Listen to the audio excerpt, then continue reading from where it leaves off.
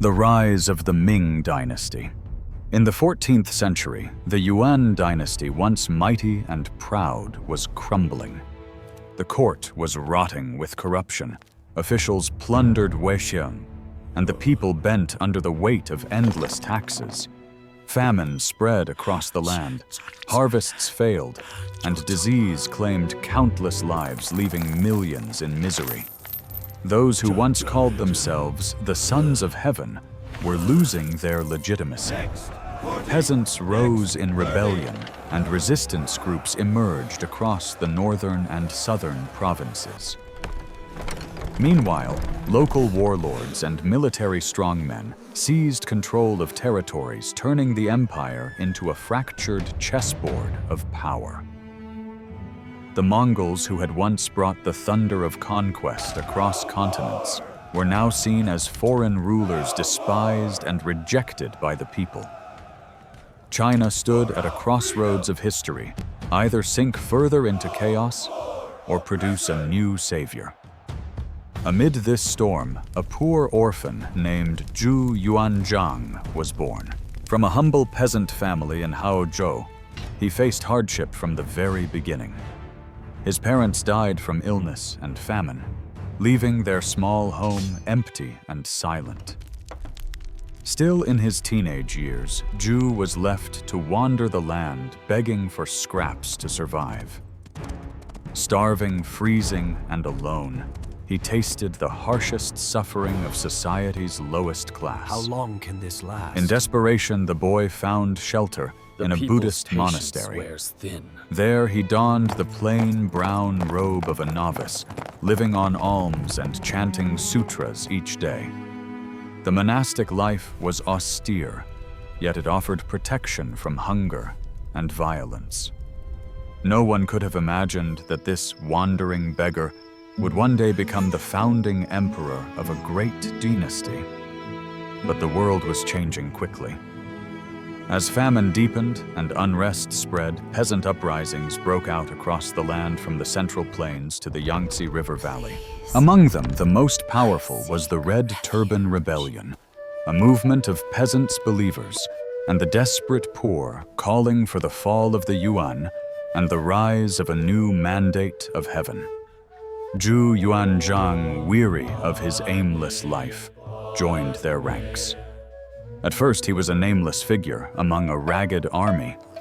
Yet through cunning discipline and a sharp instinct for leadership, Zhu quickly stood out. On the battlefield, he proved decisive, able to rally men and maintain order even in the chaos of war. Step by step, he rose in command. Unlike many rebel leaders who fought for personal gain, Zhu championed unity above all else. He knew that only through solidarity could they defeat their common enemy, the Yuan Dynasty and its loyalists. He began forging alliances with rival commanders, steadily consolidating strength. Peasants, deserters, and the downtrodden rallied to his banner. Zhu Yuanzhang's reputation spread across the Jiangnan region. Whispers grew that he was a hero of humble birth, yet chosen by destiny itself. From beggar to commander, he became a figure of hope for tens of thousands. In 1356, he launched a bold campaign to seize the city of Nanjing, a vital economic and military center along the lower Yangtze. After fierce fighting, the city fell into the hands of the rebels. Nanjing became Zhu's stronghold and his provisional capital. Here, he built his own administration, strengthened his forces, and prepared for the greater struggle ahead.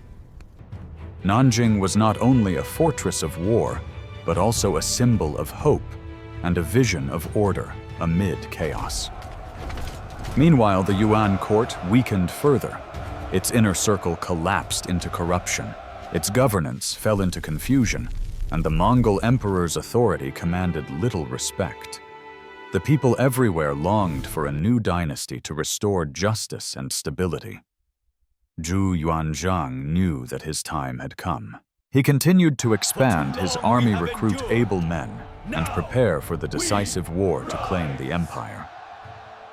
The Yuan Dynasty, once feared across Asia, was now a hollow shell of its former glory. Their cavalry still struck terror, but their resources dwindled, and the empire's heartlands no longer obeyed. For Zhu Yuanzhang, this was both an opportunity and a challenge. His red turban army was strong, yet still fragile, drawn from peasants and wanderers who had little formal training. To survive against the Mongols, Zhu needed not just soldiers, but a vision. He began to present himself not merely as a rebel, but as a restorer of order and morality. He invoked the ancient Confucian ideals, calling for justice, loyalty, and harmony. This message resonated with scholars and former officials who despised the Yuan but feared chaos. One by one they joined Zhu, offering their knowledge of governance, strategy, and law. Zhu surrounded himself with capable advisors, men who would help shape the future Ming state. Among them were Li Shanchang, who became the mastermind of administration, and Liu Bowen, a brilliant strategist and scholar whose counsel would guide many campaigns. With their aid, Zhu transformed his army into a disciplined force. He enforced strict rules against looting, demanding that his soldiers respect the common people. This discipline won him the support of peasants who saw his army not as oppressors, but as liberators. While other rebel bands collapsed into anarchy, Zhu's forces grew stronger with every season. From Nanjing, his power radiated outward, securing towns, villages, and farmlands across the Yangtze region. The Yuan court, desperate to hold the empire together, sent generals south to crush the rebellion. But Zhu was ready. Time and again, his troops faced Mongol cavalry in open battle. The peasants, armed with spears and crude weapons, should have stood no chance. Yet Zhu's strategy turned weakness into strength. He avoided reckless charges using terrain and fortifications to blunt the cavalry's power. He learned to strike when the enemy was tired and to retreat when the odds were hopeless. Slowly, battle by battle, he turned the tide. Villages that once feared Mongol reprisal now welcomed him as a protector. His banner, once humble cloth, became the symbol of a rising power. In 1363, the stage was set for Zhu's greatest challenge, yet the Battle of Lake Poyang. It was one of the largest naval battles in history, fought between Zhu Yuanzhang and his rival Chen Yuliang. Chen, commanding a massive fleet, sought to dominate the Yangtze River and claim the mandate of heaven for himself. Zhu, though outnumbered, led his fleet with courage and cunning. The battle raged for days, ships clashing fire arrows, streaking across the sky, and men fighting desperately on burning decks. Zhu ordered fire ships against Chen's towering war vessels, turning their size into weakness. The flames spread, chaos erupted, and Chen's forces collapsed. Chen Yuliang himself was killed in the battle, and Zhu emerged victorious. This triumph secured Zhu's control over the Yangtze River and established him as the dominant warlord in southern China. The people now believed more than ever that he carried the mandate of heaven. After Poyang, Zhu's rivals dwindled. Step by step, he eliminated competing factions, absorbing their troops and territories into his own realm. Meanwhile, the Yuan emperor in Dadu, modern Beijing, watched helplessly as his empire unraveled. Once the center of a vast Mongol domain, Dadu had become a fortress of fear, isolated and weakened. Even within the walls of the capital, ministers whispered of decline, and soldiers deserted their posts. By the mid-1360s, Zhu Yuanzhang was no longer merely a rebel leader. He was the most powerful man in China, commanding armies, ruling territories, and inspiring millions. His rise from beggar to commander to warlord was complete. Yet his greatest ambition still lay ahead: the final conquest of the Yuan Dynasty and the founding of a new era. By the year 1368, the Yuan Dynasty stood on the edge of collapse. Its northern strongholds still held Mongol garrisons, but their power was hollow, drained by famine, corruption, and endless defeat. For Zhu Yuanzhang, the time had come to strike the final blow. He declared his intent to overthrow the Yuan completely and to claim the mandate of heaven for a new dynasty. His armies, hardened by years of struggle, marched northward with discipline and determination. Tens of thousands of soldiers, peasants, and former rebels now fought under his command, united by loyalty and belief in his destiny. The advance was relentless.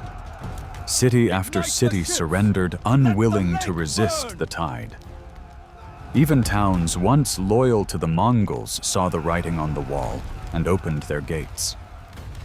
Zhu's generals, many of them former scholars and commoners, led campaigns with precision. They organized supply lines, built fortifications, and maintained strict discipline. Unlike the chaos of earlier rebellions, Zhu's army looked less like insurgents and more like the military of a true dynasty. As they moved north, fear spread through the Yuan court. The Mongol emperor Toghon Temür watched helplessly as his empire disintegrated. His ministers quarreled, his generals failed, and his people deserted him. When Zhu's forces approached the great capital of Dadu, modern-day Beijing, the city trembled. The once glorious seat of the Mongol Empire was vulnerable, its defenses broken by years of neglect. Zhu's troops stormed the approaches, overwhelming the defenders. Within weeks, the city fell. The Mongol court fled in disgrace, retreating beyond the Great Wall to the northern steppes. For the first time in nearly a century, China was free from foreign rule. The Yuan Dynasty was no more. In triumph, Zhu Yuanzhang declared the founding of a new dynasty, the Ming. He took the reign title Hongwu, meaning vastly martial, symbolizing strength, order, and the restoration of China's greatness. From beggar to monk, from rebel to emperor, his journey had reached its peak. But the story of Hongwu's reign was just beginning. As emperor, he faced the monumental task of rebuilding a broken nation. China lay in ruins, farmlands, abandoned canals, clogged cities scarred by war, and people weary of chaos. Hongwu understood that his dynasty could not survive through conquest alone. It needed stability, order, and legitimacy. He moved swiftly to restore agriculture, the lifeblood of the empire. Land was redistributed, taxes reduced, and farmers were encouraged to return to their fields. He invested in irrigation and canals, ensuring food could reach cities and armies alike. Under his policies, the countryside began to recover. Hongwu also sought to restore Chinese traditions eroded under Mongol rule. He revived Confucian education, reinstating the civil service examinations.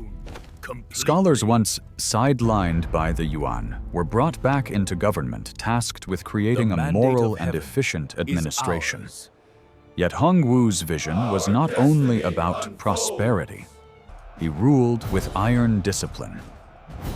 Suspicious of corruption, he established harsh laws to keep officials in line. Bribery, betrayal, or incompetence were punished severely, often by death. His paranoia grew with power. Even close advisors were not safe, as he feared plots and treachery at every corner. The emperor, once the symbol of hope, now became a figure of both awe and fear. Still, his reforms laid the foundation of a dynasty that would endure nearly 3 centuries. China began to heal its cities, rebuilt its armies, strengthened, and its walls fortified. The Great Wall itself was reinforced and extended, standing as a barrier against northern threats. The Ming Dynasty was no longer a dream. It was a reality born from the ashes of the Yuan and the will of one extraordinary man. As the Ming Dynasty took root, Hongwu Emperor stood at the height of his power. From the ruins of famine, war, and chaos, he had forged unity. The land was once again under Chinese rule, governed not by distant foreigners, but by a son of the soil who had risen from poverty to the throne. For millions, it seemed that the mandate of heaven had been restored.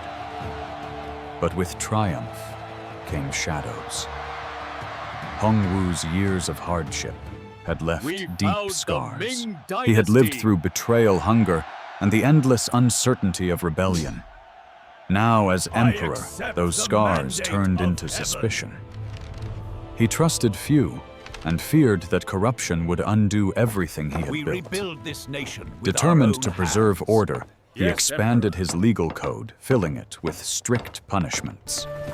Officials who abused their positions faced exile, torture, or execution. Even minor infractions could bring severe consequences. The emperor believed fear was the surest weapon against corruption, yet his paranoia grew. At court, whispers spread that Hongwu saw enemies in every shadow. Ministers who once guided him with wisdom were suddenly accused of treachery. Some of his most loyal advisors met tragic ends, their loyalty not enough to calm his suspicions. For those who served him, the throne was both a blessing and a danger. Still, his reign was not only marked by fear. It was also a time of great reconstruction. Farmlands once abandoned were cultivated again. Granaries were filled, canals reopened, and the economy revived. Markets bustled, artisans thrived, and ordinary people began to believe in stability once more. Hongwu insisted that the emperor remain close to the people. He often reminded officials that they existed to serve, not to exploit. He outlawed extravagant displays of wealth at court and demanded frugality.